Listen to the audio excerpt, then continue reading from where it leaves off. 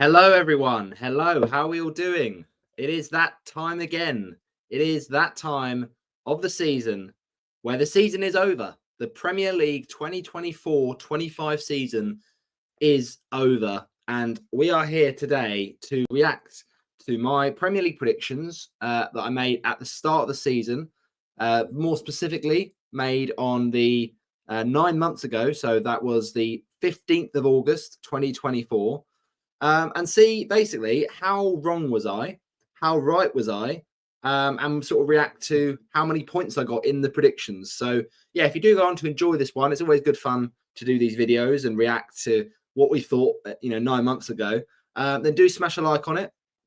Also, make sure to get in the comments how your predictions went in 2024-25 for the Premier League. It was certainly an interesting season, quite a few shocks and surprises in there. So whether or not those shocks and surprises are a good thing for our predictions, well, that's for you to find out. But yeah, we'll get into it. And it's certainly intriguing is the word I would use, I think. So yeah, the Premier League this season is done and dusted. So now what we're going to do is basically look back at the main thing for this season, which will be reflecting on what positions I put each of the clubs. And I was going to try and do like a Google Slides to like show the difference between them. So bear with me whilst I try and do that as I'm doing the video, because it's quite nice to sort of see that comparison of how far off were you with certain teams. But yeah, so that's basically the idea. We're going to see how we got on with the Premier League. And just to kind of give you a bit of context before we start, the scoring system that I've deployed for this is how it will work is it's going to be 3 points awarded for correct player. So the player, 3 points now. I rephrase that. It's 5 points for a correct player. So what I mean by a player prediction is, for instance, I said Mohamed Salah would be top scorer, and of course he was. So that would mean I'd get 5 points. So that's the scoring system for the player predictions, like top assists, top goals, top clean sheets. And then for the positions in the table, the way it works there is if you get the table position bang on, it's 7 points for each correct table position. And then if you're one position out in the table, or you've got the same outcome. So let's say you put, I don't know, let's say you had Ipswich to go down and you put them 20th. But even though they didn't finish 20th, because of the fact they were one of the teams to go down, you still get 3 points, even though the position is not bang on. So that's what we'll say. We'll say 7 for a correct position, 5 for the correct player, and then 3 for getting one place off or the same outcome, i.e. a team relegated. So yeah, that's what we're going to go for. That's the sort of scoring system all sorted. Now what we're going to do is simply, get into it. And as I said, I'll try and do the sort of graphics to help out with the table difference. We'll kind of reflect on that towards the end, and we can sort of compare with anyone in the comments, or if you're watching this back on the replay, how your predictions got on. And before we do actually get into my predictions, there was actually a couple of comments on the Premier League predictions video for the start of the season, which is interesting. Colm predicted his game week 1 scores, so thanks for that. And obviously, I think I told you how you got on then, but this is not really as relevant to the table predictions. But we did have a comment from Carl McClatchy 2122, presumably an Aston Villa fan, because when I predicted Aston Villa to not finish in the Champions League places, Carl commented and said, "I get why you think Villa will drop because of Europe, but we were in Europe last season longer than any other English team and had to play a 2-leg pre-playoff, so quite a few more than any other club, yet we still got 4th with a game in hand. 2 of the teams you are putting above us had no Europe last season in Chelsea and Spurs. So why are you not applying that rule to them? Funny enough, when Spurs were last in Europe, they finished 8th. And when Chelsea were last in Europe, they finished 12th. Just pointing that out. I think you are wrong, Villa, for top 5. So that's interesting. We didn't think Villa would finish top 5, but that's what we went with. We'll see how that gets when we get to that stage. But yeah, as I said, if you do enjoy this video, smash a like on it, comment how your predictions got on this season. And without further ado, let's get into the video. And what that means is we're going to start looking at the table positions that I said back in August of last year. I mean, it feels so long ago because it is genuinely long ago, but yeah, it'll be interesting to see just how well I got on. So let's get into it, shall we? What were we saying? I wonder if I've done it in reverse order. Let's find out. Let me show you now. So here it is. We're going to go in reverse order. We'll start off with the relegation spots. So as you can see there, in 20th spot, I've gone for Ipswich Town. Now, okay, well, you know, this could be worse. This certainly could be worse. I thought Ipswich would really struggle. You know, it's the first season up for them in the Premier League for, I think, a good 20 years. It's been a long time, at least 20 years. So it's not been the season that Ipswich Town fans would have wanted. But you know what? Fair play to Kieran McKenna, because he stayed there the whole season. Ipswich backed him the whole season, despite how, you know, many games they were losing. And only one win at home all season is a real illustration of how poor they were.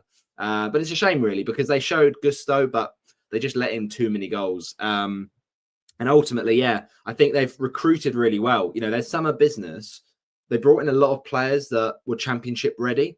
So they sort of brought in players thinking chances are we'll probably go down, but if we do, we're going to be prepared to potentially go back up in 25, 26. So you know what? Fair play, Ipswich. You know, they weren't, I would say they were the best of the three relegated sides, in all fairness.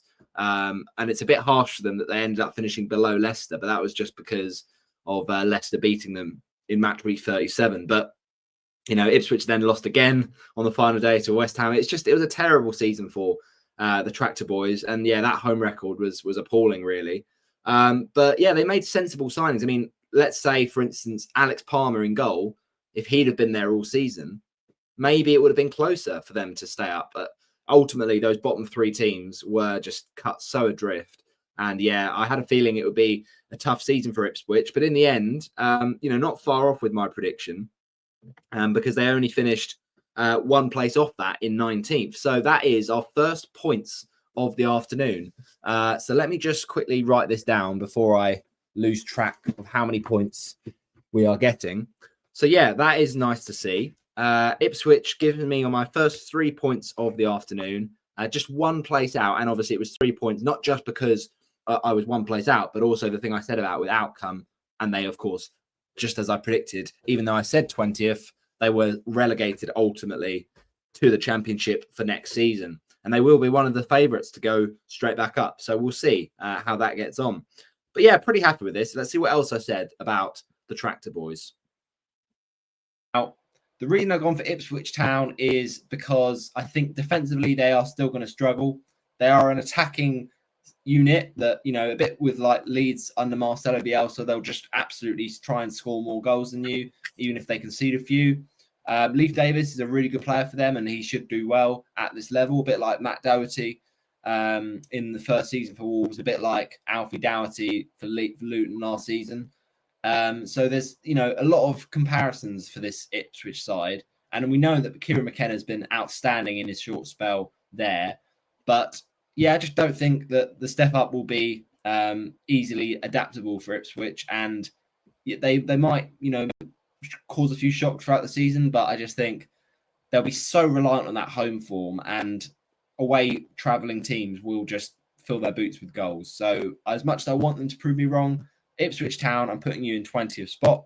In 19th, you know what? I'm buzzing with that prediction of saying away travelling teams will fill their boots at Portman Road, and that's exactly what they did. So you know what? That's a great way to start the predictions. I'm happy with that. What about 19th spot though? We've gone for Nottingham Forest. Now, Nottingham Forest last season, when Nuno came in, they did improve defensively. It was a good end to the season as well for Callum Hudson-Odoi, and Chris Wood had, you know, phases throughout the season. Oh dearie me. Okay, we've gone from great to horrendous. Yeah, we had Nottingham Forest in 19th position. which, you know what, before the start of the season was a reasonable prediction. But I mean, Forest, what was that this season? They were absolutely sensational. And I know that they could have and should have got Champions League, and I put them in 19th. But just fair play, Nuno Espirito Santo. He just masterminded an amazing finish for that Forest side. And yeah, I'll be honest, I didn't see it coming, Nottingham Forest. So fair play. I doubted you, but you proved the doubters wrong this season. I mean, Chris Wood was one of the best strikers in the league. I mean, 19 goals, unbelievable. And to finish 17th last season and to finish where they did in 7th this season, it's absolutely incredible. So, you know, fair dues to Nottingham Forest, a massive, massive season for them. You know, 65 points. It's just incredible. It really is. 19 wins. What a season. What a season for Forest. And really, they are going to enjoy Europa Conference football next season. And we've just seen Chelsea win the Europa Conference. I think Forest have got a great chance of winning that next season, because you look at the teams in that competition, and with all due respect to the likes of Real Betis, the quality is not great. But Forest are a very functional team. And I know that they did drop off at the end of this season, and ultimately it cost them that defensive sort of lapse that they had at the end of the season when they'd previously been one of the best defenses in the league, did cost them. And it is going to be a concern heading into next season that maybe their defensive sort of strength, they've lost that a little bit. But they can still be a side to score goals. I mean, maybe you could argue they need to score more goals. I mean, 58 across the season, same as Aston Villa, though, who finished a place above them in 6th. But look, it's one of those things where, I mean, the expectation levels were so low for Forest this season. They just wanted to stay up after coming close to getting in trouble last season. So, yeah, to stay up, and not just stay up, but to finish in a Europa Conference League spot is absolutely sensational. So, yeah, this is the worst prediction of the day, without doubt, in 19th. And they finished an amazing 12 places above that. It's quite sensational, really. So yeah, fair play, Nottingham Forest, and we have to, have humble pie really with that one. Let's hope that it doesn't go as bad as that in the rest of the video, because we can't really beat that, can we? They're a very solid side, Forest, but I just feel like this season their time in the Premier League will come to an end. Their luck will run out, because I just think outside of Gibbs White, they don't have a talisman who can score goals. And I just worry they're going to let too many in. I mean, they've had chops and changes with goalkeepers. Whether Sells will stay number one, we just don't know. But I'm just not too convinced about their defensive capabilities this season up against the other attacking teams in the league. 46. So that's why I put Nottingham Forest in 19th spot. In 18th, we've gone for Russell Martin's Southampton. I think Southampton will struggle to keep defenses, tight for them, because it's ultimately a Southampton side that struggled a lot the season before last. When they got relegated, you thought, well, are they going to go up the first time of asking? They did through the playoffs just about, but I still don't think a lot of those defensive issues have been solved since that time. They did score a lot of goals last season with Adam Armstrong doing well, but is he going to do it when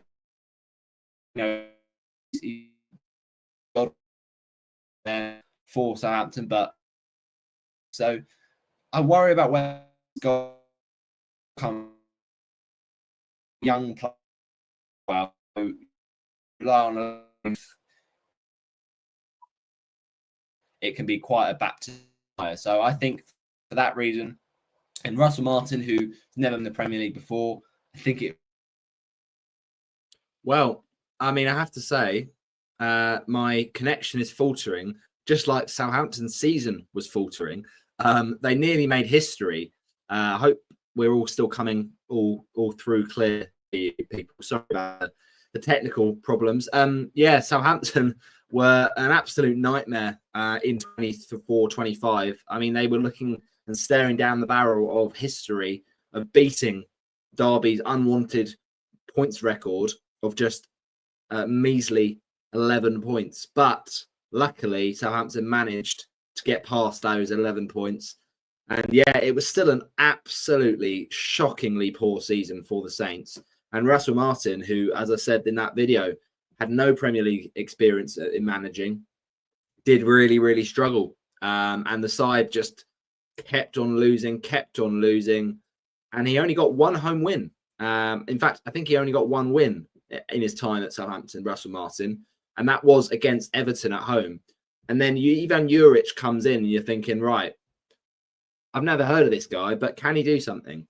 And I'm afraid for Southampton, it was just more of the same. I mean, Juric eventually won his first away game up at Ipswich. But again, with what I just talked about with Ipswich, that's not the biggest of achievements. And I don't think they won another game all season. So it was a shocker, an absolute shocker. And they got that late point against Man City. But by then, the damage was done. It was shocking. They'd already got relegated. So I don't know what to say with Hampton. It's just they've been so poor. They haven't been able to score goals. They've conceded in absolute tons, and their signings have just not worked. I mean, Ramsdale, to be fair to him, like if it wasn't for him, probably they would have conceded a record number of goals because he did make a lot of saves, but he just conceded so many shots. So you just feel for him at this point, and you feel for Southampton because that was not good. That was really, really not good for their season. But for the predictions, I tell you what, I'm pretty happy with my start. Out of the first three table positions, 6 points collected. Because although our prediction of Southampton in 18th was 2 places off, and that wouldn't have got me a 3 points because it was only 2 places, actually, because of them getting relegated and we had them in the bottom 3, that's another 3 points. So, yeah, minus 12 difference for the Forest prediction. So that's not ideal. But then between the other two, I'm actually pretty happy because it's -1 off with Ipswich, and then with Southampton, it's +2 with my prediction. So all in all, we've got a deficit that's not ideal. But if you're talking about how far off I was only 3 places off the 2 relegated sides. And then I was -12 off. So technically, you could say it evens out to be sort of -9 difference if you're trying to calculate it like that. So you know what? It's not too shabby. 6 points from the first 3. We will take that. If we can average 2 points of table position, then I think we'll do pretty well. But let's see what else we're saying. Adjustment for him to get that team safe in the first season. So I think they'll probably just about go down in 18th spot. In 17th, we've gone for Bournemouth. Now, Bournemouth last season under Iraola were very impressive. And they took a little while to get going, but once they'd warmed up, they scored some really good goals and they played a really attractive style of football. But I think with Solanke leaving Bournemouth, and I think with 1 or 2 other players just looking a little bit, I don't know, unsure at Bournemouth, the likes of their goalkeeper situation with Neto and Travers, and, he's not quite, absolutely excelled in that position, either of them. And then their attack, Unal is okay. Semenyo in the attack there as well. It's a decent team, but I just feel like it might just run out and it might be a second season syndrome sort of thing here for Iraola where... Oh, dear. I mean, that is also shocking. I mean, Nottingham Forest and Bournemouth are just absolutely ruining me in these predictions. Wow. Okay. Iraola was absolutely sensational. No other way to say it, really. I mean, he was up there with manager of the season. Now, I know what you're going to say. They dropped off, a bit like Forest, second half of the season. They did.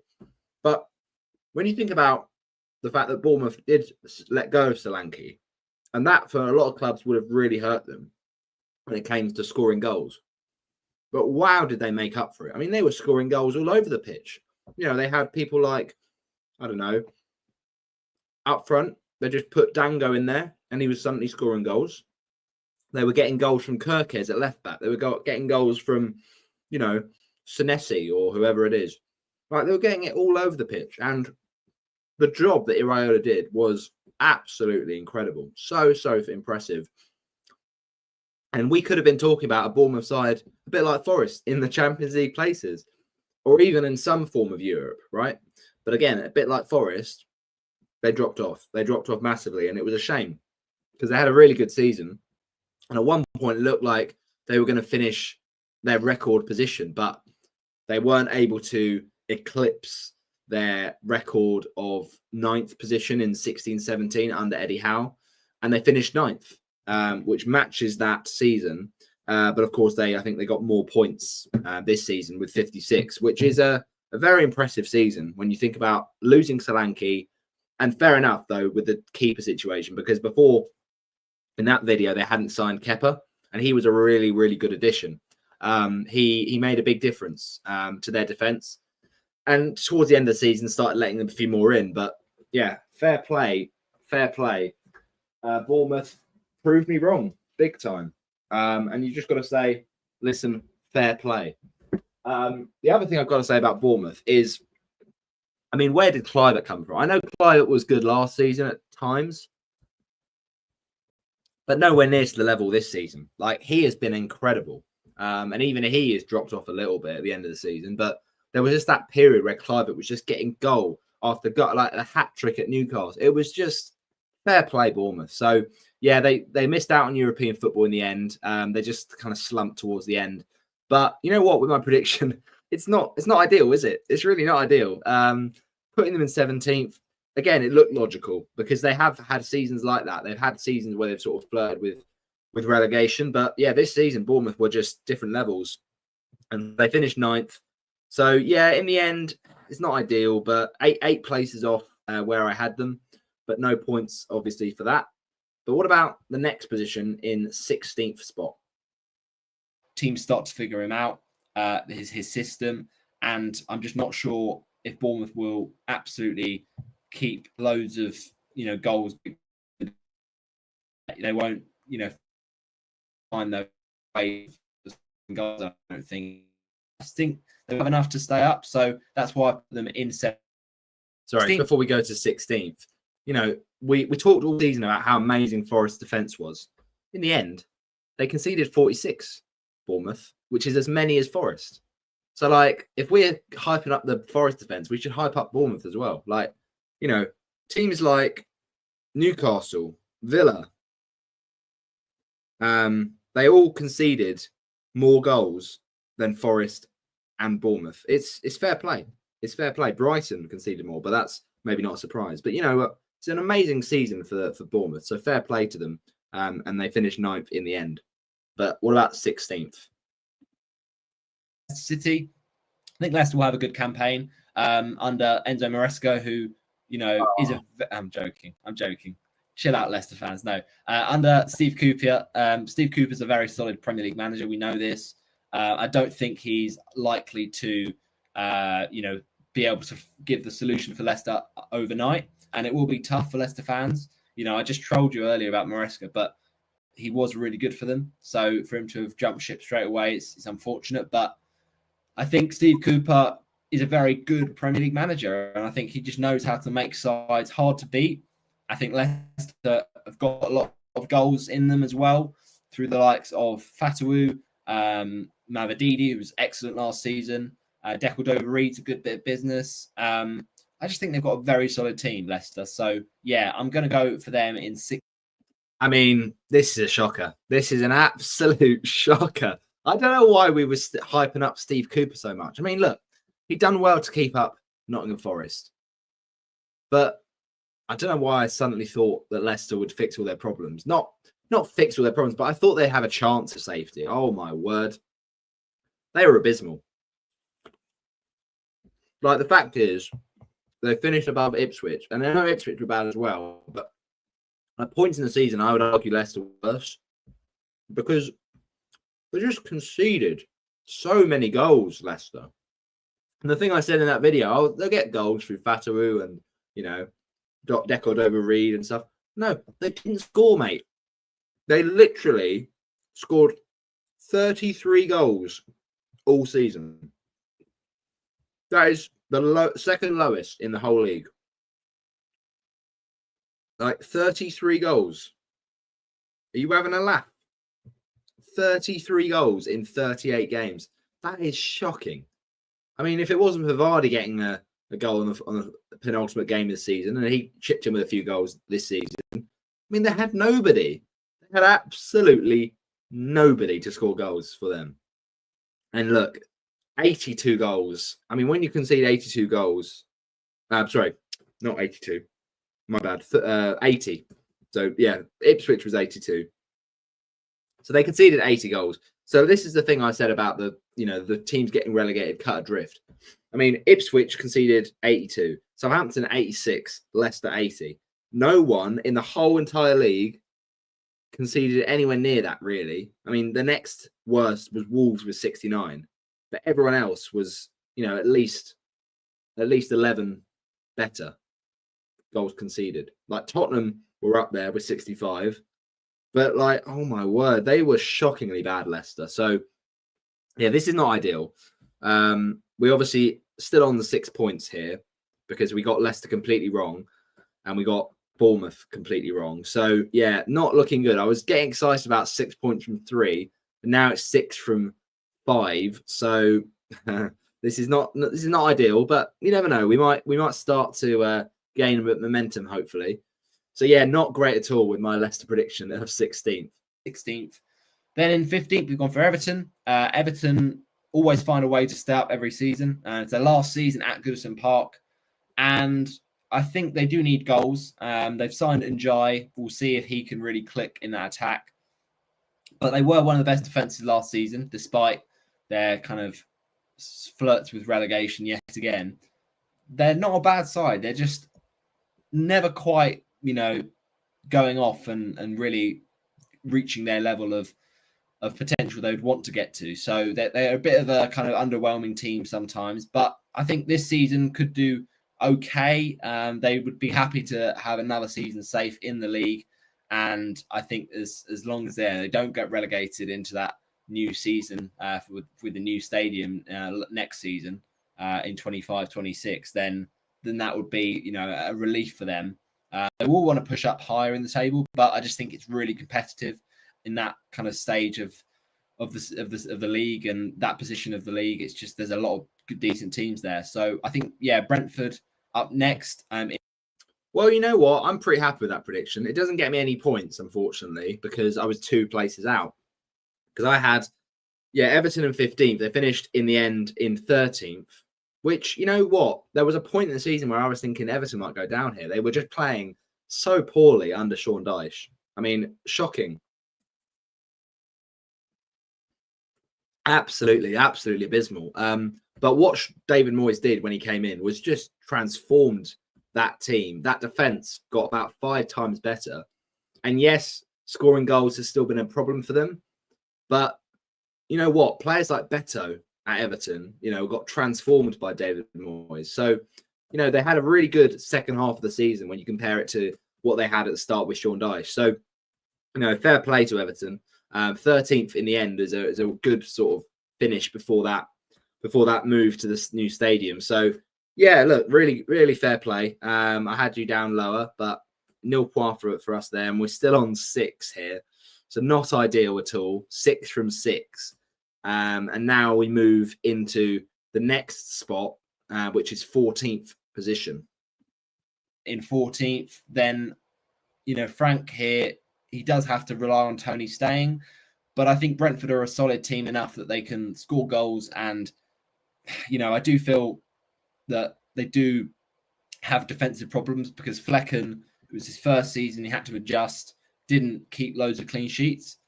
But they've still got a very solid, spine there, Brentford. We know that through, how they recruit. They're very solid transfer policy, and they just have a solid group of players there that can do well for them. So I do think that they are going to be happy with.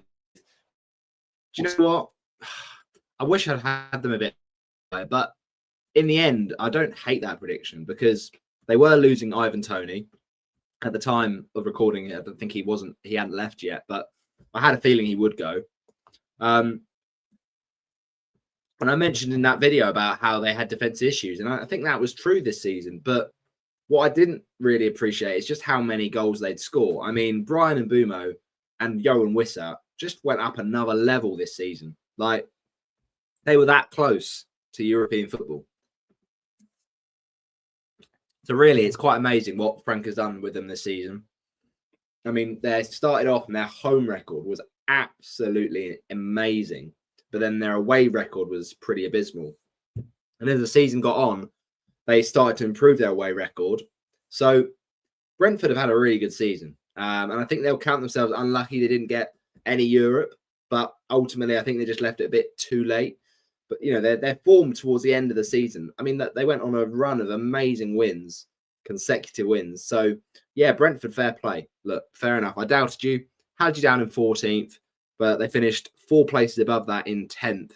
But equally could have easily finished in 8th if it wasn't for, on the final day, you know, the results going against them a little bit with obviously Forest not winning.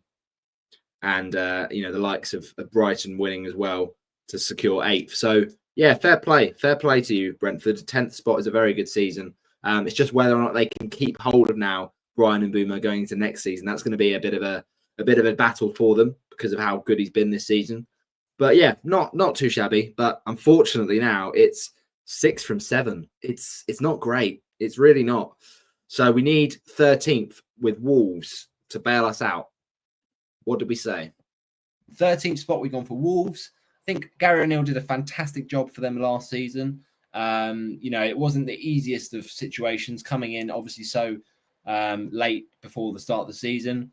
And he just got them really doing well from a kind of situation where they didn't have a lot of funds to invest in players. And yet they had, you know, really good season, all things considered. So obviously Neto's going to be a big loss, but I still think he can get this side going again and scoring goals.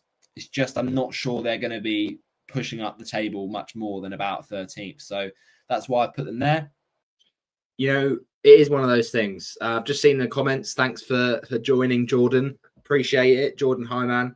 I sub to you. I do YouTube. Oh, thank you. Appreciate the subscription, Jordan. Yeah, make sure to like, comment, and subscribe. Sorry, a bit of a chesty cough. Yeah, it's unfortunate, this one, because obviously off the end of last season, Gary O'Neill had done a fantastic job to keep Wolves up, and not just keep them up, end the season in a really positive light. So going into this season, we thought, oh, well, Gary O'Neill was going to have a great season with Wolves. It didn't go well. It didn't go well to start with. They kept losing games. They kept conceding goals. And even when Mateus Cunha was scoring, they'd just lose games. And even against teams like Ipswich, they'd find ways to lose. I think that was just one of their few wins all season up at Molineux. So not a good season at all for Wolves. And actually, Vitor Pereira came in after O'Neill was sacked and just did a fantastic job, because it looked for sure like Wolves were going to go down. They just looked a defeated team, really. And so in the end, this prediction is unfortunate because, again, I wouldn't have known that O'Neill would have done so badly and got sacked. But then I also wouldn't have known that when his replacement came in, Vitor Pereira would have done so well to not just keep them up, but also get them even higher up the table. So there was a point where they were like 13th, 14th, and then they sort of slipped back down again in the last few weeks. So down to 16th, where Man United originally were, but obviously United beat Villa on the final day. So yeah, it could have been, you know, not too bad. We could have had a 2 difference of positions if Wolves had stayed 15th. So it's not the end of the world, certainly not, but could have been better. It definitely could have been better. So yeah, it is what it is. It's just three positions out, not the end of the world. Yeah, we move on, but we're still no more points for us. We're now on 6 from 8 table positions. It's not great. It's not great. I'll be real with you people. But let's hope for some better in 12th and upwards. The next position we're going to reveal is 12th spot. We've gone for Brighton and Hove Albion. Now, obviously, a new era under Fabian Hürzeler, as I mentioned, the youngest ever permanent Premier League manager, and that brings pressure with it. But will his new style of play get Brighton clicking? I think it might take a few weeks for us to work out how good this Brighton side will be under Hürzeler. But I still think they've got a strong enough squad that they can at least have a push for mid-table. Obviously, you know, Joao Pedro had a good season in the first year at Brighton last time. He'll look to have another good campaign. I think that players like Minter could do really well. They've got a solid back line with players like Lewis Dunk still there. So I don't see Brighton having any problems this season. I think I'll be surprised if they do get dragged into much of a relegation battle. It's just whether or not they can push on. But I think it's going to be tricky with a new kind of system and a new manager. But they'd be happy enough, I think, with 12th spot. In 11th. So I'm pretty happy with that. I think there was a bit of doubt going into it. Obviously, you know, being the youngest ever manager in the Premier League brings that sort of uncertainty. But fair play, Fabian Hürzeler. He was absolutely brilliant. And what a season, really, for Brighton. They were this close to conference football. In the end, it's just they lost too many games. But the way that Forest kept losing games, you thought, yeah, this Brighton side could well get either 7th, or if Forest had have lost to Chelsea, beaten Chelsea, and meant Chelsea had slipped down the table, then there was a potential conference spot in 8th position for Brighton, and that's 8th where they finished. So they absolutely met their target of finishing in 8th, sort of in the final running, because they won both games, and not just won them, but they won them heavily against Spurs. I know they were drunk after their Europa League win, but you know, that was an impressive performance and some great goals with Gomez, etc. And then they beat the champions, and yes, you could argue they were drunk as well after Liverpool wrapped up the league. But Brighton's form at the end of the season was just brilliant. I mean, I know they beat Wolves, who had their struggles, but they just kept on winning games. And Hürzeler just masterminded that team to winning against some big sides. I mean, the wins over Chelsea earlier in the season at the Amex, and they had a few others where you just thought, you know what, this Brighton side, they are not to be messed with. They are a fantastic team. And Mitoma had a bit of an off and on season. He had amazing moments like the goal he scored against Chelsea, and then also he had a lot of injuries and sub appearances. And Danny Welbeck, what a season he had! Absolutely fantastic for his age. He just keeps on scoring goals. So yeah, Brighton very unlucky to not get Europe because I thought they played some amazing football sometimes.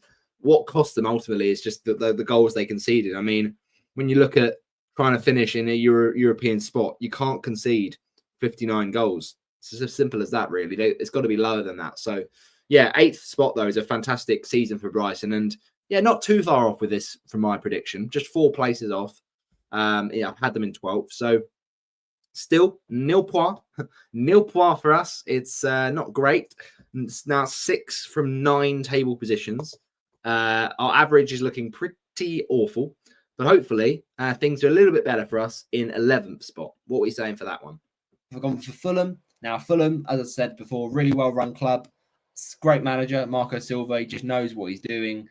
Really exciting Fulham side now with the addition of Emil Smith-Rowe, who, you know, should really do well. Muniz ended the season really well as well, so I think he could have a really good campaign.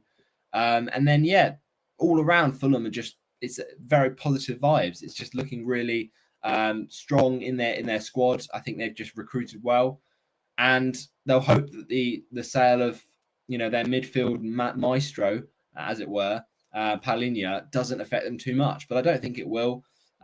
Crystal Palace in 10th, ended the season. You know what? I'm absolutely buzzing with that. I said that Muniz would have a good season. He did. I said Smith-Rowe would be good at times. He did. I said that they wouldn't miss the sale of Palhinha too much because they could sort of, you know, figure that out and make other transfers. And fantastic, you know, bringing in players like Cuenca. I mean, they were brilliant this season, Fulham. And I had them in 11th. And 11th is where they finished. Come on. First one of the video. Absolutely perfect table position for Fulham. And we are at now from 6 from 9. We've managed to catapult ourselves up into a better position. We're now 13 from 10. I mean, that is absolutely massive. So thank you, Fulham. Thank you, Fulham. I mean, yeah, what a season for Marco Silva's men. They beat some great sides this season, the likes of Liverpool, the likes of Nottingham Forest. And yeah, they nearly had Europe as well. They nearly had Europe. They scored a lot of goals. Well, I say a lot, 54 in the end, which is actually quite low compared to the Brentfords and the Brightons. But 54 goals. I mean, it was a strong season, and only 54 conceded is pretty decent. Less goals conceded than Brighton, than Brentford. It's the same number of goals conceded as Man United in 15th, actually. So maybe not that good, but but you know, they scored the goals. That was the difference with Fulham compared to United. So yeah, fair enough, Fulham. And unfortunate to not get a top half finish, I think, in the end, because yeah, they sort of trailed off to certain points. But you know, Man City on the final day was tough. But then a great win against Brentford. So it's been a bit of a Jekyll and Hyde season, really, for Fulham. They've had some great wins and they've had some disappointing defeats. But still, very good season for him. Marco Silva. Will Marco Silva stay? Been a lot of talk about him potentially moving to a bigger club. So we'll have to see if Fulham can keep hold of Silva. But you know, players like Robinson, players like Iwobi, Jimenez all had really, really good seasons. So yeah, love that. 10 down and 13 correct. I say 10 down. Is that right? Yeah, that is right. 10 to go. So yeah, 13 from 10. If we can get, I don't know, another 13 and get 26 from 20, I'd take that. But I'm not feeling too optimistic about that. But you never know. You never know. What are we saying then for 10th position? We've gone with Palace, it looks like. Really well under the management of Oliver Glasner. And yeah, as I said, Eze is the key one here. If he does go, then Palace do have to kind of hit the reset button. Obviously, Elise already have left, and that's a big change. So I think Palace are good enough to still have a good season and not flirt with relegation, because yeah, they do know how to play exciting football and they can score goals with the likes of Mateta and Edouard. So yeah, I do rate this Palace side. I think they definitely have a lot of potential to have a good season, a first full season if it is that under Oliver Glasner. And then, do you know what? This is one of those things where I think we got unlucky. We hit the post here because we predicted they'd finish 10th. They ended up finishing 12th. But the reason they finished 12th is probably down to the fact they were focused on the FA Cup, right? And they won the FA Cup, which is an amazing thing for Palace. First time in their club history, 120 odd years. Incredible. But what is amazing about Glasner is just how much he's changed the mood at that club. It's not just the financial side of things, the players they brought in. I mean, actually, a lot of their transfers, like Daichi Kamada and I'm trying to think some others they've made, like Ben Chilwell, they've not done great. But what Glasner has done is he's enhanced the players that were already there. He's enhanced the players like Sarr. He's enhanced the players like Henderson to have an absolutely brilliant season. I mean, Mark Gay was a transfer rumour to Newcastle. That never happened. What a season. Players like Maxence Lacroix, fantastic season. Will Hughes, great season. It was a shame that Cheik Doucouré got injured because he was doing well for them in that midfield. Ismaila Sarr, fantastic season. Eze, fantastic season. And I know that Eze took a while to get going in the first half of the season, but by the second half, he was brilliant, Eze. So, yeah, what a season. Daniel Munoz, one of the players of the season. I mean, it's just incredible what Glasner's done there. And yeah, I think 12th in the Premier League table, below Fulham, is a bit harsh because I thought Palace were brilliant at times this season. And Henderson, yeah, really made a difference. I mean, they conceded less goals and scored less goals than Fulham. So that's ultimately maybe what's cost them, but not by a lot. I mean, they ended up, 2 fewer wins, but equally less defeats than Fulham. So it was just they got a few more draws than Fulham did, Palace, and ultimately, yeah, they sort of had a few bad games to start the season. Palace, they took a while to get going, but when they did, oh wow, they were great. They were absolutely brilliant, and that sort of breaking football, the on the counter, it just hurts so many sides, especially away from home. And their away clean sheet record was just brilliant. And then they faced some tougher sides at the end of the season, like Man City and Liverpool, and it wasn't so much. But you know what? Fair play to them because they can score goals. And they'll have a crack at Europa League football next season, which is an amazing achievement. I I do think ultimately winning the FA Cup shouldn't get you Europa League. I do think it should be based on merit from league position. I don't agree with that. I think having 6 teams in the Champions League is pretty bonkers. Like the whole thing around England's coefficient, and I just think it's a bit too stacked heavily in England's side's favour. I think it's not fair on other teams that want to get into the Champions League based on table position. Like, for instance, Spurs winning the Europa League and getting Champions League is absolutely stupid because they finished 17th and they should have gone down, really, if it wasn't for those 3 terrible relegated sides that were promoted last season. So these sort of things. But Palace will do what they can. They need to have a big summer, though, because they've got a great squad, but not the most thick squad, not the deepest squad, because if players like Munoz got injured, I mean, they've not really got a right back ready to come in and replace him with that sort of quality. So yeah, they do need to make some big signings, but what an exciting season for Palace. And yeah, just 2 positions out, so frustrating. Had them in 10th, and unfortunately they finished in 12th, and really they were only 3 points off getting 10th or even 9th. But in the end, yeah, they just they had a few wins to end the season. They were really good, but the start is what cost them. They had a bit of a dodgy start. So yeah, that's the situation. We still don't get any points. So that means it's now 13 from 11, heading into now 9th position. We really need to get something here so we can stay above with our points compared to how many positions we're through. But 13 from 11, come on, let's make it, with at least a 3-pointer. Let's try and get to 16 from 12, or potentially, if we're feeling lucky, a cheeky little 20 from 12. Let's see. And then West Ham, 9th spot. I did have them lower down, but with the signings they've made in this window, I think they would be pretty happy with 9th. They'd probably want to push for 7th, but I think 9th is not far off. And, for a first season under Julian Lopetegui, I think that would be a decent finish. They don't have any Europe to contend with this season, which is quite a nice factor for them. So they've got, potentially less of a strain on the squad. But players like Mohamed Kudus had a really good first season.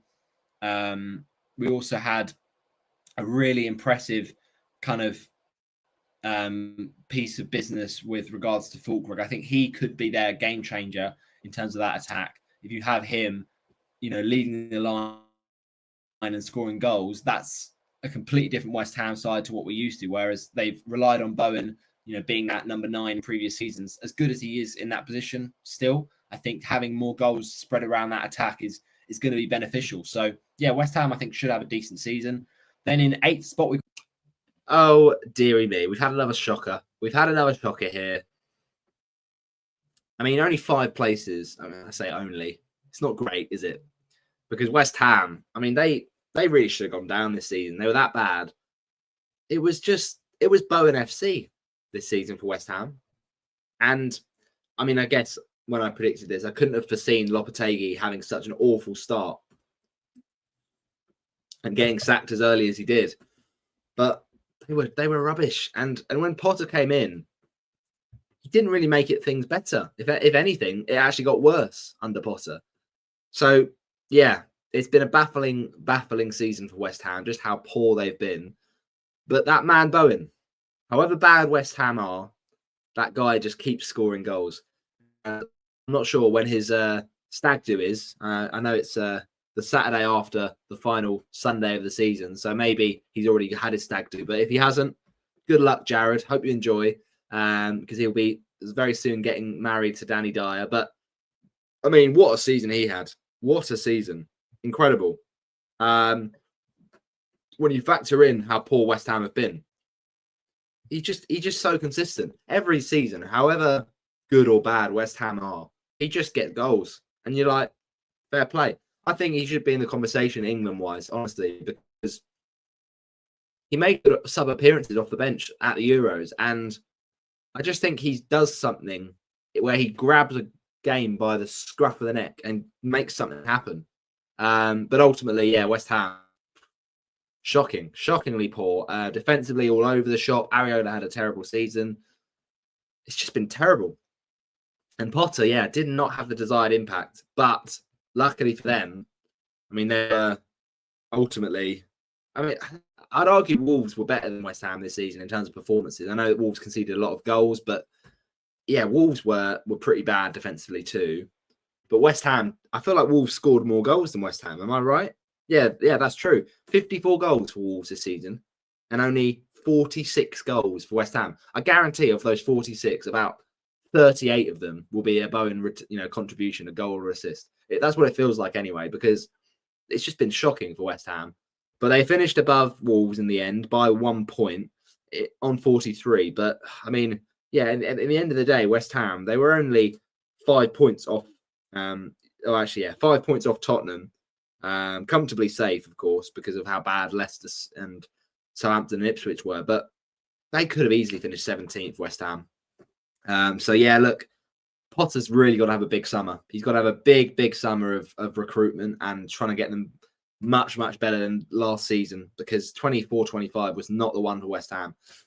And that certainly was not the one for our predictions, because now that means we are now, we're looking at 12, yeah. So we're now 13 from 12 after that West Ham failure of a prediction. 5 places out. I don't know why we had them as high as 9th, but I guess I just thought Lopetegui would do well, and that didn't go well at all. Based on what he did at Wolves, I thought, yeah, he'll do well, but no, wasn't to be. Okay, so apologies. 13 from 12, not great, is it? It's not great, but fingers crossed. What's the next position we've got in 8th spot? We've gone for Newcastle. Newcastle, they could be higher up, but I think 8th is probably just about right, because you look at the teams above them, in the traditional Big Six, who have all kind of made big transfers. Newcastle will be hoping to keep hold of Gordon, who's been rumoured with Liverpool, but I just think Eddie Howe's just a very good manager. I don't see him leaving to go to the England job. I think they're just a very solid outfit. And young players like Lewis Hall and Livramento and, actually Josh Murphy, or Jacob Murphy, I should say. Or is it Josh? I always get confused. Two brothers, has had a really good pre-season. So I think Newcastle could do really well. And Isak was just superb last season. So I don't see his goal-scoring form to end, really. So 8th spot for Newcastle. Then we go. The funny thing about this one is all the reasons I list for why I think Newcastle will have a good season were absolutely spot on. I mean, Lewis Hall, Livramento, what seasons they had. Shame about Lewis Hall's injury, but if it wasn't for that, he'd probably have got in the England squad, Lewis Hall. But Livramento was probably up there with one of the best left backs of the season. Incredible season for him. In a position he's not used to. He prefers right back, but he's out of position, and he was just sensational. With the absence of Lewis Hall, in the team, you had to shove Livramento into left back and play Trippier at right back. It was just a fantastic season for Livramento. And I said about Isak, keep scoring goals. Yeah, he was the best striker in the league this season, without doubt. And it's just amazing, really, when you think about. I mean, technically, I think Isak. I think he did score more goals than Haaland. I know Haaland had those hat tricks early on, but Haaland was disappointing. Isak was sensational, by far the best striker in the league. And whether or not he'll make the move, I think he's probably going to stay now because of Newcastle securing Champions League football. So, yeah, I probably should have had, so Haaland had 22, Isak 23. So, yeah, Isak was by far the best striker. I think those 22 goals are not really reflective for Haaland, because a lot of them were early in the season. Then he just fell off a cliff with his form. But, yeah, really, it's incredible. I mean, Jacob Murphy, 12 assists this season. Only one person in the league was better than that, and that was Salah with 18. So, what a season Jacob Murphy had. What a season Isak had. And Sandro Tonali as well was a fantastic midfield maestro for them this season. Obviously, Bruno doing his stuff as well. But, yeah, Tonali was sensational this season. And defensively, Newcastle, I'm still not 100% about. I mean, look, Pope had a bit of a iffy season, I thought. But considering their injury to Botman for most of virtually all of the season, I mean, Cher had a great season again. Dan Burn, what a season he had. The boy from Blythe, the man from Blythe, just sensational. And to win a trophy for them, it's incredible. It's absolutely incredible because they've always had final heartbreak. Obviously, the Carabao Cup final against United in 2023. So, yeah, what a season for Newcastle. What a job Eddie Howe has done there. And they got Champions League football as well to top it off. So, fair enough. I'll put my hands up and say I doubted you, Newcastle. I had you in 8th.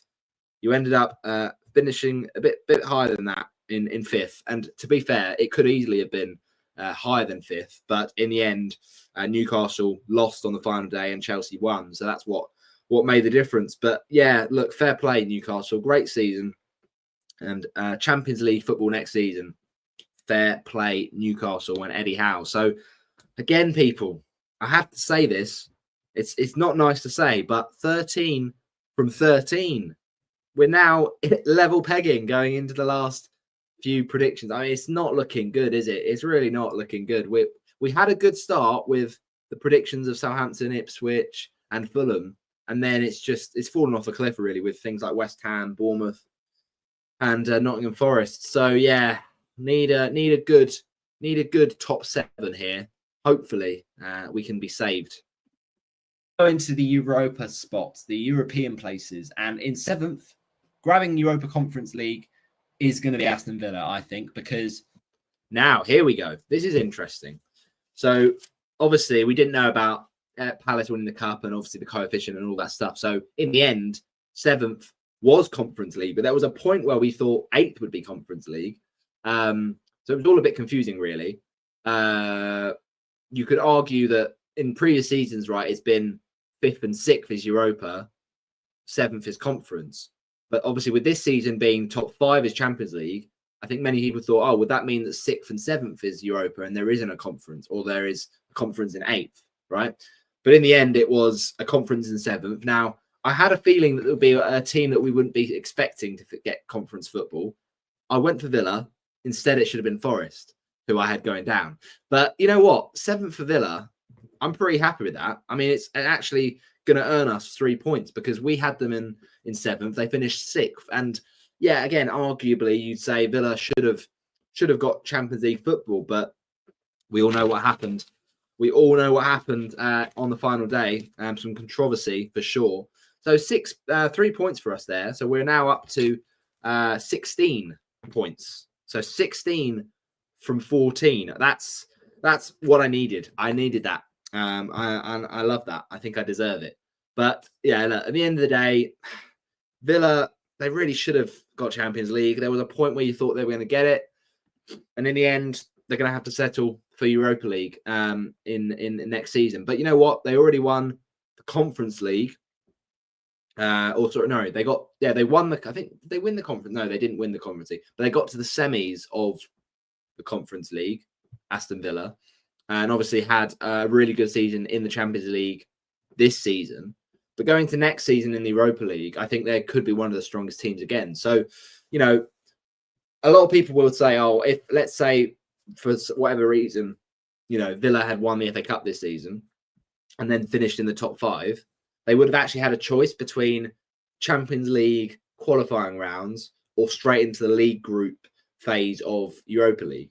And, most teams would obviously go for Champions League because that's just a silly question. But, certain teams that don't expect to get to that level would probably choose Europa League so they can get straight in and not have to play those qualifying Champions League games. But it wasn't that this season for Villa, and ultimately they didn't get in those Champions League spots anyway, so they didn't have that choice of Europa League or whatever. But yeah, in the end, that's what they're going to have, Europa League. And the thing about Unai Emery is he loves winning the Europa League, so fair enough. I think they could do well in European football next season. The thing is, though, obviously going into the start of 24-25, they had Champions League to deal with, and they actually dealt with it very, very well. And so fair play.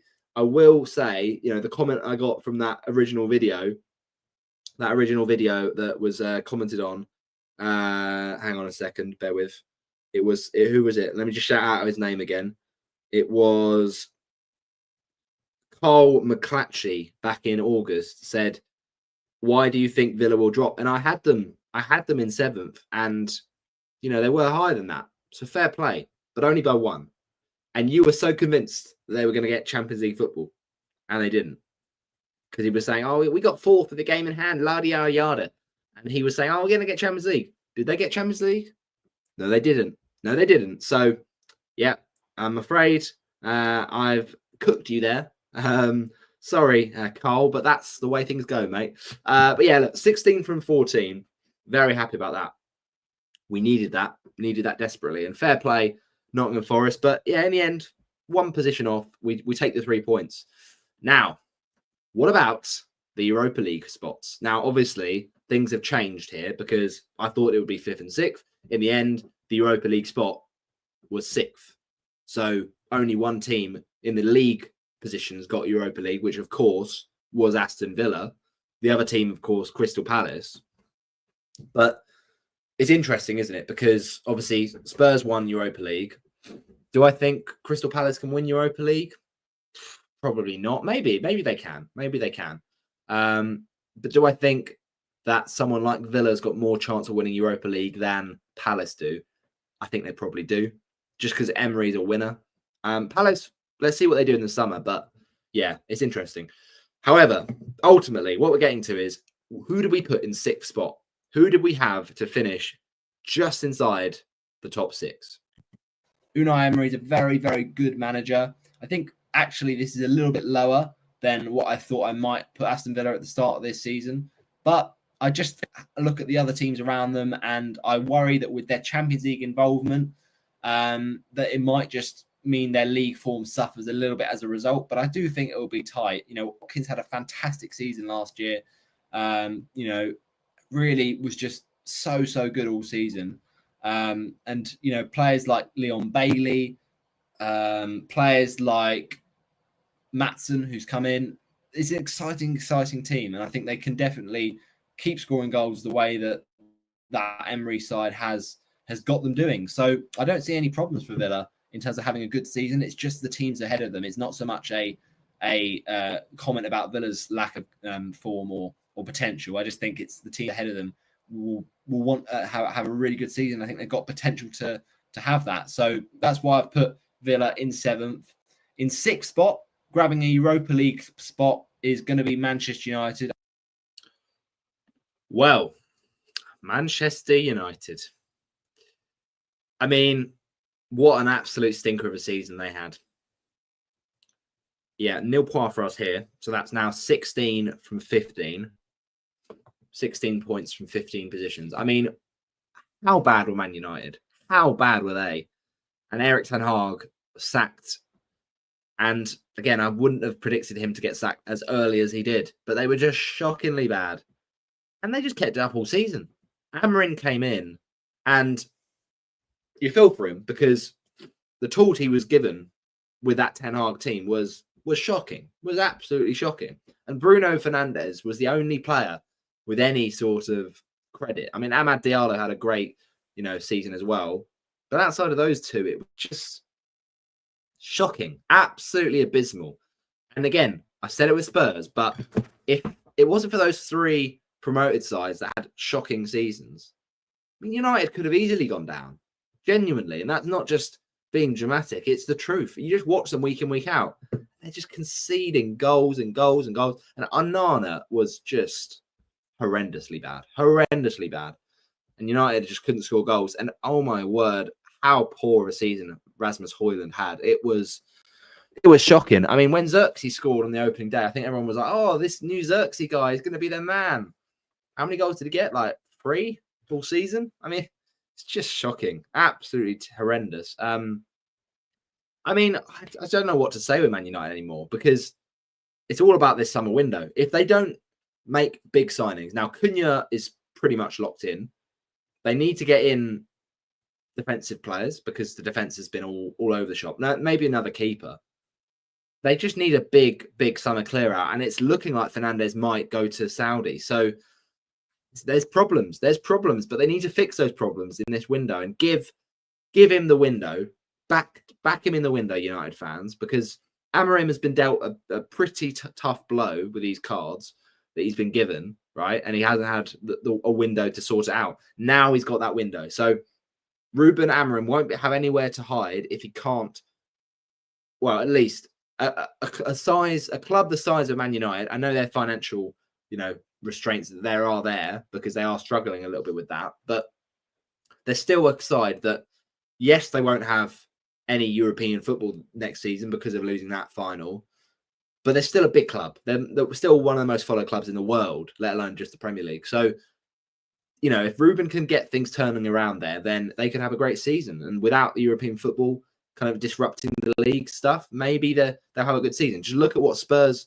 did this season. I know they had, Europa League and then Premier League, and then they had a shocking over Premier League season, but they won the Europa League. Now, am I saying that United will have a wonderful season without the European distraction? Because obviously with Spurs, the Premier League was a hindrance to them this season, and they were shocking. They finished 17th. So what I'm saying is, without European football in the mix for United, are they going to have a much better league season?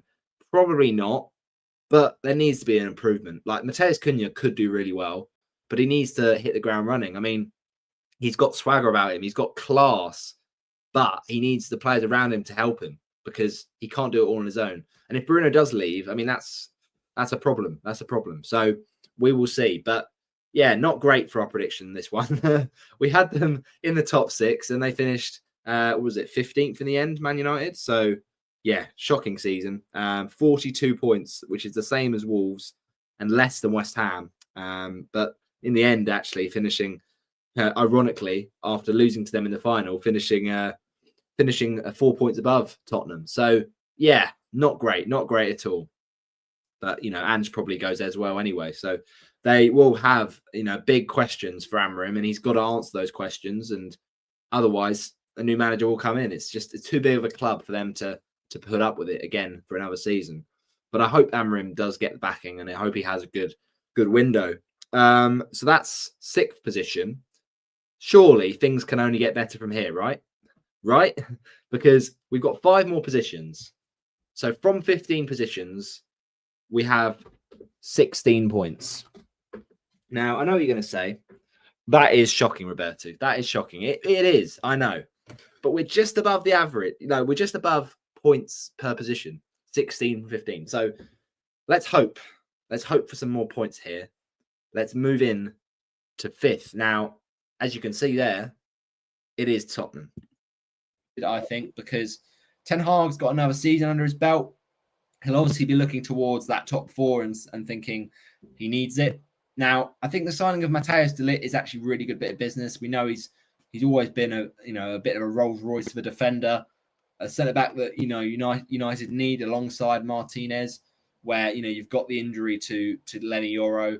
Maguire's just not cutting it at the moment. So yeah, I think that's actually a really good bit of business. But outside of that, I do worry with Man United. They just haven't had a goal scorer, consistently across the season in terms of that strike, position in a number 9. I think Højlund goes through phases, but he's still very much a raw talent. So let's see how they go on. If they did bring in a striker, that would have probably bumped them up a bit higher, but they haven't. That I've been that excited by. I mean, Xerxes could do well in attack, but I'm just not sure. I'm not sure at the moment. Tottenham I've put in 5th because I think Ange did really well last season. At the end of the day, they wanted that Champions League spot. They didn't get it, but maybe this is the season that it will be much tighter. I just don't know. Well, they wanted that Champions League spot last season. They didn't get it. This season, they did get it, but they finished 17th. Just let that sink in for a second. I mean, it's absolutely ludicrous. And this is why I really hope that they scrap that of, if you win a conference, you get Europa. If you win Europa, you get Champions League. No, I'm sorry. Do it on league merit. Do it on league merit. Tottenham this season, people, they've conceded 65 goals. 65 goals. That's only bettered by 1, 2, 3, 4 teams in the entire league. That is relegation form. How many losses this season for Spurs? I'll tell you teams that have lost fewer games than Tottenham this season. Man United, who apparently are a crisis because they lost the Europa final and finished 15th. They're a crisis, but Spurs lost more. Wolves, who everyone had to go down until Pereira came in. So those are some teams that conceded, that lost fewer games than Tottenham. I'll give you another one. West Ham lost fewer games, but no one's talking about that now that Tottenham won the Europa League. I mean, if Ange stays, I will be absolutely flabbergasted. I know that they've won trophy, right? And that's huge for Tottenham because they hadn't won for 17 years since the Audi Cup, which, is that a trophy? But anyway, point being is they've been shocking. They have been relegation fodder, championship quality for the whole season. And they win this one game against United when United put in an absolute stinker. Now, I know Spurs had to win the games before that, and they had to get to the final. They're playing teams like Bodo Glimt. With all due respect to Bodo Glimt, I mean, come on. Like, are we actually going to start thinking now Spurs are back? They're absolutely not. They got through into the Champions League football, and I think this hindrances their season again. I think Ange will just do what he did last time. If he gets the chance to manage next season, why would he change? What, out of fear of his job? What, because Ange does that, does he? He takes decisions out of the fear of getting sacked. No, he does what he likes. This is who we are, mate. That's just what he does. So if Ange stays, I mean, I guess he will be pressing the buttons of Daniel Levy and, cutting it fine. And they won't be happy with the season they've just had under him. But what's more important to Spurs? Finishing in the top 5 or the top 4, probably top 4 next season, maybe, I don't know. Finishing in that position to get Champions League football for next season, or winning the Champions League. I mean, obviously, it's winning the Champions League. So really, the Premier League season for Spurs next season is kind of irrelevant again. So if Ange has won this trophy this time, and he has a conversation with the board and saying, imagine we won the Champions League, we'd then be an elite team playing the Champions League for consecutive seasons. Like, just imagine that for a second. Spurs win the Champions League. Now, I know they did get to the final in 2019, but this team is so far off winning the Champions League. It's insane. But if Ange thinks that they're not that far off, then what's to stop him making every commitment and every, thing possible to try and get it? Now, of course, winning the Champions League, winning the Europa League will attract better players for this season. And Spurs will hope that even if they have a bad season in the league next season, those players will be the difference in the Champions League. But I just think another mid-table finish for Spurs is on the horizon, however well they do in the Champions League, because they still concede too many goals. And Ange, as much as he's now an absolute walking meme and everyone loves him because he's, said he's always wins things in his second season. And now he said, at Netflix and at BBC documentary, season 3 is always better. Well, yeah, but mate, this is not a documentary. This is football, right? So wake up. And I think if Ange stays, that will be a big surprise because they've just finished 17th. But if he does stay, I mean, they have to finish higher than 13th for him to keep his job. Even if they win the Champions League, I think. And I just don't think Levy will put up with that sort of thing. Now, yes, Ange could do what he did on the final.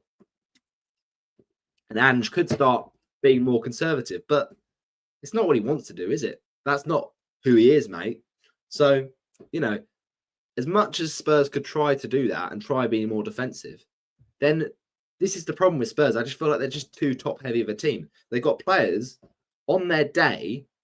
Again, they've not had many days this season with how poor they've been, but on their day can score goals. Solanke, he was a massive letdown. I mean, that signing from Bournemouth had so much hype around it. He was rubbish. He scored about, 5 goals all season? Rubbish. And then you look at players like Richarlison. Yeah, okay. He's a good player on his day, but he can score goals. But they need to be getting these players back in form. Maddison didn't have a great season, but again, he can score goals. Brennan Johnson had a great season, scores goals. So there's a Spurs side there that can score goals, and we've always known that they can do that.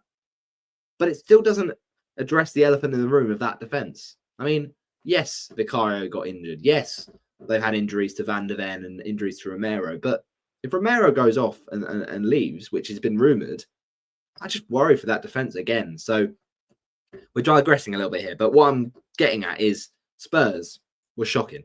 And yes, that means it's now 16 from 16, which is depressing. But I don't think that prediction was terrible. Okay. We would not have known how bad Spurs were going to be. I mean, we knew they were quite bad defensively, but this bad? No. So 5th position, I thought they would finish in the Europa League. What they end up doing is winning the Europa League. So they're going to have Champions League football rather than Europa League. If Spurs had lost that game, obviously they would have really struggled financially. But now they're going to get a lot of money. So, could they do well in the Champions League? Maybe. But I don't know. I think that was not the worst predictions, but Spurs were just shocking all season. So 16 from 16. So it puts a lot of pressure on these final 4 positions, doesn't it? Let's have a look. If they'll be able to get it this time, though, because Tottenham Hotspur are a team, just the style of play they do, that is just too open and leaky. And as much as they can score goals at the other end, I just think it means you're always kind of backtracking in games and you're always one goal behind. So I think, Tottenham will finish 5th for that reason. But Chelsea in 4th, it's going to be tight. I think Chelsea are, often a team that's a bit ridiculed with the amount of players that join the club. It's just everything is not well behind the scenes. But I think this Chelsea side will have a more consistent season. Last year, they had a lot of injuries, to be fair to them, and it was Palmer basically just carrying them for a lot of it. But I think players like Christopher Nkunku, he's now back fit. He could have a really good season. Players that have come in for them as well could definitely make the difference. Dewsbury Hall, maybe someone else, around that team that can give them that impetus. Maybe someone like a Neto could really help them get more goals and deliver more assists. So I wonder if João Felix will make the move as well, but they've just got enough players. I just think Maresca's a very good coach, first and foremost. He knows how to manage a squad. And it's one of those things with Chelsea where you think surely it's got to click at some point. I think this is the season for that to happen. I think they'll have a better season and finish in that Champions League spot, but it won't be enough to challenge the teams that are more likely to challenge for that title, including the likes of Liverpool, Arsenal, and Man City. So, do you know what? I'm absolutely buzzing with that. Come on. I got it nailed on. 4th position. We're now up to 23 from 17. Let's go. Beautiful stuff. And we explained all of that so well. We didn't do well in backing Nkunku this season because he was shocking. But the rest of it, brilliant. Enzo, great manager. He can manage a squad. They won the Europa Conference League. They got a Champions League spot in 4th, like I predicted. Let me cook. 23 from 17. Come on. I've ended strong here. This is brilliant. This is absolutely brilliant. And Chelsea at times were thinking they could have even been in the title race. As I said, they ultimately weren't good enough and they just got a Champions League spot. Exactly what happened. Come on. So that's good. Not more to say there, really. That's my second bang-on prediction of the day after the Fulham one. Those London teams, they're helping me out. It's good. Talking of London teams, we've still got Arsenal to come and Liverpool and Man City. So we move on from 4th. But what did we say the 3rd position? So, I've got Liverpool in 3rd. I think Arne Slot would be quite happy with that. It's not easy to challenge for the Premier League in your first season. I mean, you look at players like managers like Antonio Conte did it at Chelsea. You got Ranieri at Leicester, but that was a kind of one-off thing. It's usually very rare you see it. And we know Liverpool's squad is good enough to do that, but there just has to be an adjustment period under Slot to get them playing the way he wants them to and the way that works the most with their current squad. So, Liverpool have not made any signings, but they don't have to necessarily. It's just, I think they do need players like Darwin to have a better season, players like Jota to stay fit throughout the season. So it's these sort of things, these small details where Liverpool can make incremental improvements. but I think third would still be a very decent season for them. In second, I've gone with Arsenal. Well, we kind of messed this up, didn't we? I mean, Liverpool, Arsenal, City, and we got them all the wrong way. I mean, actually, I say all the wrong way. Arsenal was a great prediction, but I'll be honest, I did not see it coming. Liverpool, so fair play. I thought City would breeze the league. I don't know why, because that's what they've been doing the last 2 years, but they were shockingly poor. I mean, in the end, they did well to finish third, Man City. But yeah, I had Liverpool there just because I did think it would take a little time for Arne Slot's philosophy to cement and for the players to I knew that they were, as I said in the video, I knew they were good enough to be in a title race, and that's why I had them close. But did I think they would breeze the league for most of the season? Absolutely not. I mean, what a season for Ryan Gravenberch. I mean, he was absolutely brilliant. And, you know, players like Konate was really, really strong this season. Players like McAllister, Szoboszlai. I mean, it was a fantastic season for Liverpool, and they deserved to win the league by a mile. They were one of the better defences as well. 41 goals conceded. That's only bettered this season by Arsenal's 34. They just were brilliant. Really, really good this season. No Champions League for you, Ballum. Paris winning by 2. Oh, no, I'm not watching the Champions League. Well, Paris are winning by 2. Hi, Ballum. Hope you're well, mate. Yeah, it's a shame. I wanted Inter to win tonight. Yeah, so Watford new manager. Yeah, Paolo Pezzolano. Let's see how he gets on. But yeah, as I was saying, it was one of those things where I just didn't expect Arne Slot to come in and have that impact straight away. But yeah, fair play to him. Fair play to him. And yeah, it's no points for us because we had him in third and he finished, of course, top. Could be a first ever winner for PSG. Yeah, it'd be a great win for PSG Champions League after they lost in 2020 to Bayern Munich. I kind of wanted it into those, so that's a shame. But it's early days, I think, isn't it? Because I think it only just kicked off. But it's already 2-0. That's not great. Wow, 2 goals in 20 minutes. Hakimi and Doué. Fair play. They're cooking at the Allianz. Oh, that's a shame. There's still a long way to go, though. You know, plenty of time for Inter to turn around. No worries. It's all good. Yeah, I'm happy for you to give me the update because, to be honest, I hadn't even noticed. Yeah, fingers crossed Inter can turn around. But yeah, I mean, the prediction of Liverpool was just, it made sense to me because I thought City were going to have a great season. I thought Arsenal were going to finish second. It wasn't to be. So 23 from 18.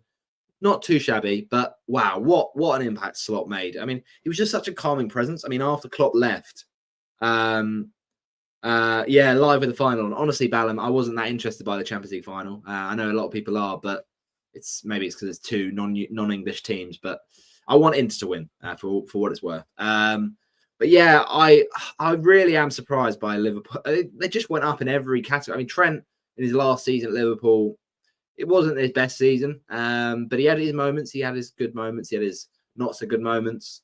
But yeah, what's won the league for Liverpool is just that. It's just that attack. I mean, Diaz was sensational this season. Like, really went up a level.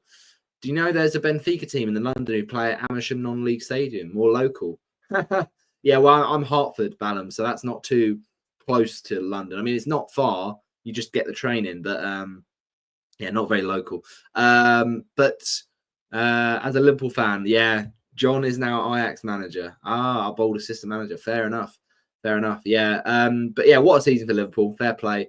And I doubted you, but you proved that I was wrong. And yeah, Mo Salah, what a season. It's just, he's ripping up the record books and it's just getting ridiculous. 47 attacking returns this season, matching the likes of Shearer. Easily breezed the Golden Boot with 29 goals, I think it was in the end, or was it 30? I think it was 30, actually. Might have even been 30 because he scored on the final day, didn't he? I don't know whether that was 29 or 30. But anyway, point being is he was a joke. He was an absolute joke. And 18 assists as well for Mo Salah. I mean, that is ridiculous. Yeah, it was actually 29. So, yeah, what a season. What a season for him. And I think the fact that, you know, they didn't get far in the Champions League, Liverpool, is a real shame because I believe he by far deserves Ballon d'Or. But, you know, with the way the PSG game's going tonight, then most likely it'll be because of PSG winning. It will be Dembele. So yeah, it's one of those things. Like, you know, Lamine Yamal. Just because Barcelona got knocked out doesn't mean Yamal shouldn't be in the mix. But I think Salah's been the best player in all top 4 divisions, in all top European divisions. He's been ridiculous. So fair play to the Egyptian king. No worries, Ballon. Thanks, mate, for hopping in. Yeah, so John Heitinger, nice. Yeah, Liverpool. Look, they had reason to put their foot off the pedal. They absolutely breezed the league. Yeah, I mean, 17 is ridiculous, Yamal, isn't he? But yeah, Liverpool didn't win a match. I know, after they won the league. It's unfortunate. They lost to Brighton. They drew with Palace. They drew with Chelsea. Oh, sorry, no, they lost to Chelsea, I think. Or did they draw? No, I'm not sure. No, they lost to Chelsea, and then they drew with, I think, someone else. But yeah, anyway, point being is, they drew with Arsenal. That was it. Point being is, yeah, they had a massive drop off, but they had reason to put their foot off the gas. It was just such a comfortable title win. So hopefully next season the title race is a bit more to the wire and it's not decided in game week 34. But yeah, it was an amazing season. But unfortunate for us, we had them 2 positions down. I mean, they did get Champions League football, Liverpool. So technically I could give myself 3 points because it's the same outcome. But no, I think I'm being too generous there. Newcastle won a trophy. I know we discussed it earlier when we talked about Newcastle, Ballum. So yeah, on the rewatch, make sure you tune in to see my thoughts on Newcastle. I mean, Eddie Howe was brilliant, wasn't he? So good. So moving on to the next position, which is second, and you can see here who I put for this. But I think third would still be a very decent season for them. In second, I've gone with Arsenal. I think it's going to be very, very tight yet again for the title. But Arsenal are still just missing that one piece of the puzzle, which is that striker, that 20-goal striker. I don't think Jesus or Havertz are those players. You know, Jesus, great link-up play, classic number 9, but he just doesn't have that clinical edge that he needs to give a team a title. Whereas, you know, in that Man City side he was previously, he had players around him that could, you know, score goals, and it wasn't all about him. Whereas with Arsenal, if Saka doesn't score, you know, Ødegaard might create stuff, but you need someone to finish those crosses in from Saka. So I just think, yeah, that striker is what they need, but it hasn't come yet. And until it does, I just don't think Man City will be stopped. Unfortunately, I predict a 5th title in a row for Man City because their team is complete. Well, yeah, it wasn't the season that Arsenal fans would have wanted. They were hoping this was to be their year, but I didn't expect Arsenal to win the league this season. I just thought City would do it again. Didn't see City's drop off this drastic. It was a terrible season for Man City, and really they got lucky in the end to kind of get over the line and get Champions League football. Man City, because they just conceded a lot of goals. I mean, Vardy scored a few, but attacking wise, I mean, Marmoush chipped in the second half of the season. Haaland was a real disappointment. De Bruyne was a real disappointment this season. So yeah, not a good season at all for Man City, and I got that one completely wrong. But happy with the Arsenal pick. I had a feeling they're just, without a striker that scores enough goals for them, they're just not going to win the league. It's as simple as that. And, you know, we kind of thought, going into the new season, going into the new season, you know, Havertz, you know, Jesus, they're not going to win you the league, but they might do okay. And they weren't great, to be honest, after the first sort of quarter of the season. And you're thinking, right, you know, get someone in January. And they didn't. And then Havertz got injured. Jesus got injured. And they still didn't get anyone in January. It was just baffling how they didn't address that position. And that's ultimately, I think, what cost them in the end. I know Liverpool were comfortable. And you could argue that Arsenal all season were sort of not title worthy because they were just drawing games they shouldn't have done against teams like Brighton. And, you know, they just dropped too many points, Arsenal. Dropped too many points.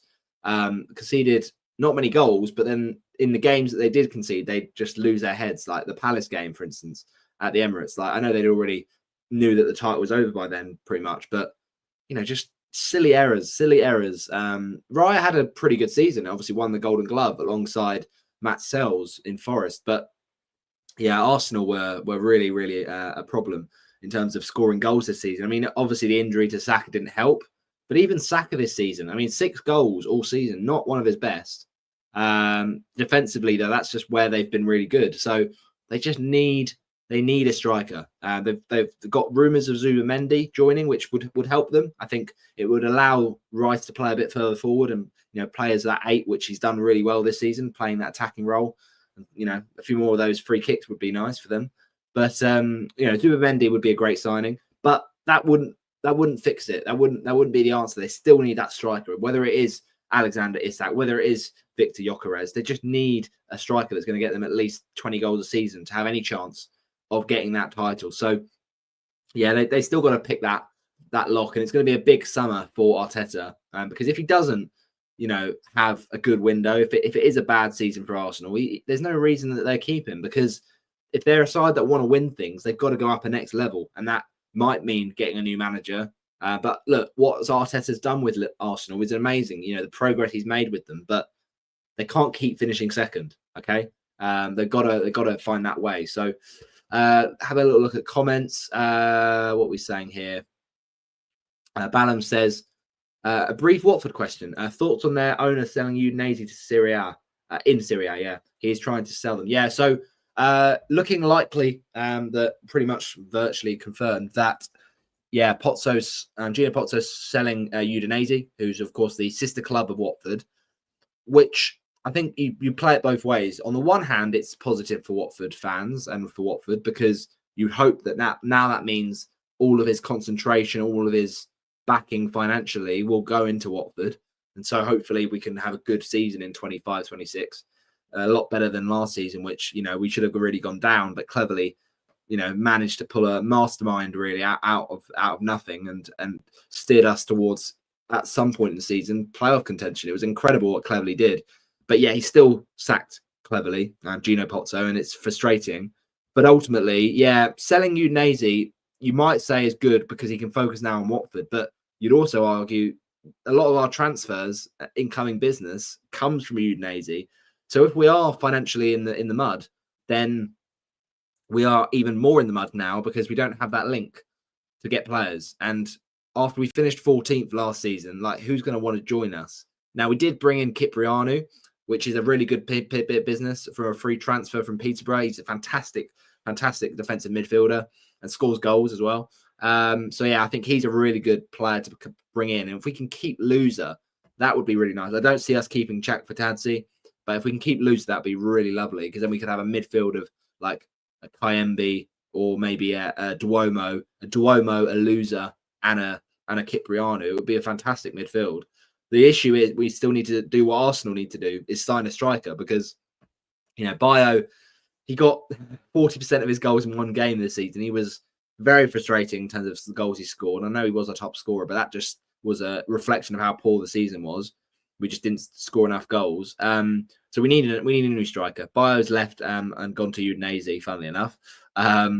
So we need now someone who's going to get us 15 goals a season to give us any sort of encouragement. I don't think we're Premier League ready yet, to be honest. And even if Petzolano does really well with us, I just think we could get bullied by the other teams in that playoff mix. So I'd rather we finish 8th or 9th, consolidated under Petzolano, started to build something and win the fans back, because ultimately sacking Cleverly was an absolutely ridiculous decision. So Gino, needs to deliver this season to give any sort of optimism towards the fans. And I'm hoping that, I don't know how, but it's an impossible job really for Petzolano to win the fans back. But, it should be Cleverly there, really standing there. But ultimately, we'll just see what Petzolano can do. And if we have a good window, who knows? But as I said, I don't think we're really anywhere near Premier League ready. But what else has Balam said? Arsenal should have signed someone like Wolves. Cunha. Yeah, well, this is the thing. If Cunha goes to Man United, which is looking pretty much likely, I mean, who are Arsenal going to sign up front? Because Isak, I think, will not leave now. We will have Champions League football this season. He's happy there. Gyökeres is going to be expensive, but he could be the answer. Man City lost 5 or 10 in a row. I know this is the thing. City, Balam, had a terrible season. They do need a rebuild. Yeah, for sure. Arsenal need a rebuild. City need a rebuild. Palace need a rebuild. There's a few teams. Man United, Tottenham potentially with finishing 17th.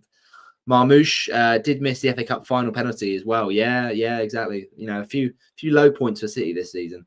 Great goal versus Bournemouth. Yeah, I mean, that one goal of the season for the Premier League, and I think deservedly so. I mean, Mitoma's goal was great technically, but I think, that Marmoush goal was ridiculous against Bournemouth. And Marmoush, from the Bundesliga, a lot of the teams players that come from the Bundesliga struggle to have anything good in the Premier League. You just look at players like Jadon Sancho, took a while to get going. Timo Werner was obviously poor at Chelsea. So, it's not been a good record of Bundesliga players. And, for instance, and Nkunku is another example. But fair play to Marmoush. He's done really well after joining from Frankfurt. What else have we got here? No Rodri. Yeah, that was bad for Man City, definitely. I mean, that's killed their season. They're just such a better side when he's in it, and it's obvious why, because he's one of the best players in the world. But what I mean is, it affects every other component. And now Nico Gonzalez, he was an important addition at the end of the season to get that midfield and the defense linking up. But still, without Rodri, Man City are a much worse side. Almost half time now in the PSG game, and PSG are almost there. Second half to go. Did you hear the rumor of the Inter manager to Saudi League? I did not hear that. No. Fair enough. Ange Postecoglou, your mate, win Tottenham a trophy. Yeah, he took risk during the season and finished 17th. I know you will get to Tottenham later. No, we've already covered Tottenham, Ballum, and I think he should go. I think honestly he should go because it was pretty crazy. Luton went down. I know. As a Watford fan, Ballum, that was one of the best days of the season when Watford had a pretty bang average, disappointing season. Luton going down was like Watford winning the league. It was the best feeling ever. Bad season, awful season for Luton. Successive relegations, they're in the mud. Kylian leave and PSG win a Champions League. As you say, still a long way to go. Yeah, I mean, this is the thing. Like, obviously, Mbappe at Real Madrid, it's just ironic, isn't it? Like, Real Madrid go trophyless. Never would have seen that. Watford sack managers often. Yeah, I know. This is the issue. Your new manager has to start the season well in the league. First 10 matches, we'll see where they can be. Yeah, exactly. And this is the problem. It's like sacking managers. And everyone at Watford around the club gets tarnished with the same brush. But it's the owner that's the problem. Until the owner goes out and sells the club and is booted out, it's not going to change. This is still going to keep happening. Managers are going to get fired and hired. So it's frustrating because it's not Watford doing this. It's Gino Pozzo. But there's big pressure on Paolo Pezzolano to start well because the fans are all against the owner. The fans are not against the players, but to win the trust of the manager back, Pezzolano has to do really well because everyone wants that to be sort of where Cleverley would have stood. So it's a really tough one. You have to go. Oh, no worries, Ballum. Thanks again, mate, for hopping on. Really appreciate it. Do a watch along sometime next season. Well, hopefully my time will be a bit more available, Ballum, because I've graduated. Well, not yet. I'm going to graduate because it's my last year at uni. I finished now. I'm graduating in September. So hopefully I'll have a bit more time. Although if I get a job that's 9 to 5, then we'll probably have less time. But we'll see. Previous one was Loki and Chill. Yeah. Thanks, mate. I appreciate you coming on. So we're going to return to what we were doing with the predictions. So because we got Arsenal bang on the money, that's 7-pointer once again. So that is now 3 correct table positions. And what are the chances? All sides from London. Fulham, Chelsea and Arsenal. Love to see it. So that is now 30 points. 30 points from 19. Just one spot to go. We know what the answer is. It is Man City. And obviously, Man City finished 3rd in the end. So that's nil point for us because ultimately, you don't get points for 2 positions out. So what else did I say, though? Now, window-wise, it's not been great for Man City. They've obviously lost to Alvarez and Savinho is the only one that's come in, but their team wasn't a problem before that. So I get you want to strengthen each season, but Man City are just a joke. And, Gvardiol had a great end of the season. Haaland's still going to score loads of goals. I don't see it much changing, but I'd love to be proven wrong. I'd love Arsenal to win the league. Will it happen? Not what I'm predicting. So those are our table predictions for the 2024-25 season. Now let's get into my match week 1 score prediction. Well, that rounds it off then. That is our Premier League 2024-25 table predictions. Out of a possible let's think about this logistically. So 20 positions, so 20 times 7, whatever that is, 140. Out of a possible 140 points, you'd have to be insane to get that many. I got 30, which is not great, admittedly. But you know what? Predictions this season, man, it's been hard. It's been really hard. That's an average of roughly 21% success rate. It's not great. It's not great at all. It's definitely not great, but it's not terrible. 21% of my predictions in the table positions were correct. Bang on the money. And a few of them, we hit the post. We hit the post here. With a couple, we had one position off and stuff like that. So, yeah, it's not the end of the world. It's not the end of the world. It's not brilliant. But you know what? There's not often that I get as many as 3 correct table positions. So I'm going to take that and run with it. Absolutely run with it. So in terms of the other predictions, I don't think I actually put it on this video. So I'll just say it now of what I had at the start of the season. And I can show you for proof. You might think, oh, you know, Roberto's not telling the truth.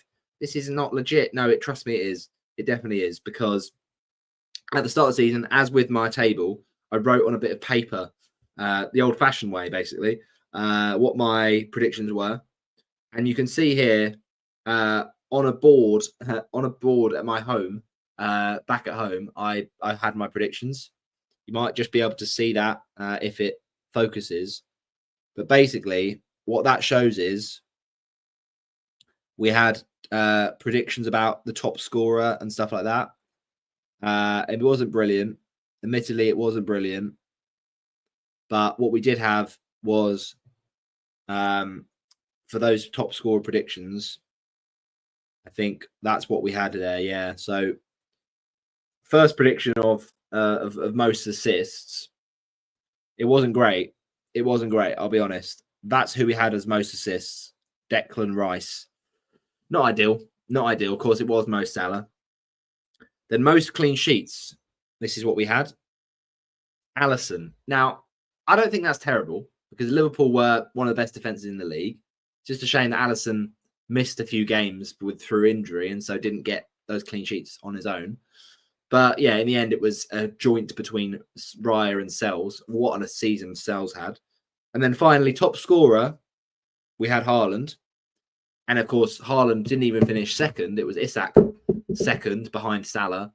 Yeah, not a good season for Haaland. Obviously scored those hat-tricks in the first 4 weeks. But yeah, after that, it was pretty shocking from Haaland. So yeah, look, he still scored 22 goals. But yeah, not a good season for City in general. So yeah, City kind of ruined it for me in the predictions this season. But whatever. And Liverpool came out of nowhere. But fair enough. Fair enough, Arne Slot. You proved us all wrong. So yeah, that is where we're going to round things off. So I've got 0 points for the players, so no 5-pointers for me this season. Shame about that.